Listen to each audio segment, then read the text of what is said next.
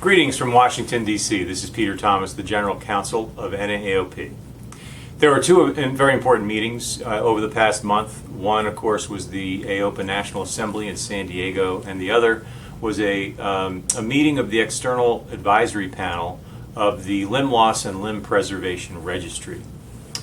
First, the AOPA National Assembly, wonderful meeting. All aspects of the profession came together as we usually do every year, and had some great discussions. It was great to see old friends and new ones. And ultimately, the NAAOP board met, made some big decisions that I think you'll be hearing about in the coming future, as well as the O&P Alliance met and talked about strategic planning and recalibrating and updating our policy priorities. Next, the Limb Loss and Limb Preservation Registry met. I serve on the external advisory panel along with 15 or 16 other people, and we met in Rochester, Minnesota at the Mayo Clinic for a day and a half in September and talked about the status of the registry itself. For those who may not know, the Department of Defense and the Department of Health and Human Services through the NIH, National Institutes of Health, co-funded a limb loss and limb preservation registry. The DoD is most interested, or very interested, in limb preservation, particularly for wounded combat veterans or warriors who come back and seek ways to try to maintain or to keep the limb that they have despite the wounds they may have suffered. And of course the limb loss piece goes directly toward the use of prosthetic care. The registry meeting was a very good opportunity to come together and learn about the status of the registry efforts. Ultimately, I think the registry is in pretty good shape in terms of moving forward. There is a phase 1 and a phase 2 to the registry.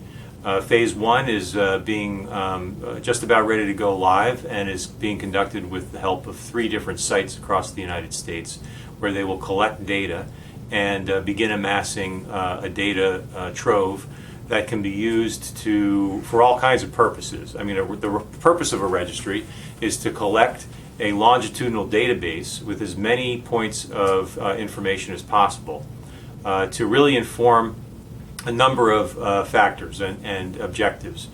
So for instance, improving practice patterns, helping with clinical practice guidelines, assisting individual patients with making tough decisions about either their prosthetic care or whether to continue trying to save a limb.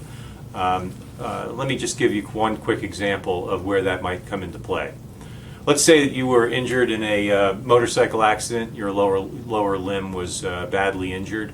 With a registry, you'd be able to look back 5 years, and your provider, whether it be a physician or a prosthetist, might be able to tell you how people in your situation have fared, how many operations, how much did it cost, what are their functional levels, with a limb preservation treatment protocol versus an amputation and ultimately a prosthetic care protocol. Those kinds of data are extraordinarily helpful to decision making by the individual, and right now what we have is good informed opinion and expert opinion from high quality physicians or physiatrists or orthopedic surgeons, and of course prosthetists and PTs and others in the rehab continuum of care. But we don't have a lot of data, and we don't have a lot of experience from previous individuals who have undergone those types of injuries. That's what the registry can do. That's the promise the registry holds. In order to make that, realize that promise, everyone's going to have to roll up their sleeves and become part of this registry and participate to the maximum extent possible. And that includes the manufacturers, that includes the medical community, that includes prosthetists, of course, and it includes O&P patients as well. If we can get people on the same page and get people really engaged in participating in the registry, 5, 6, 7 years from now, we're going to have an incredible resource that the prosthetic field and profession can look to and can rely on for many of these outcome data points and decision-making tools. So I encourage people, as news and developments occur with the registry, to pay close attention, to do everything that you can to participate in the registry.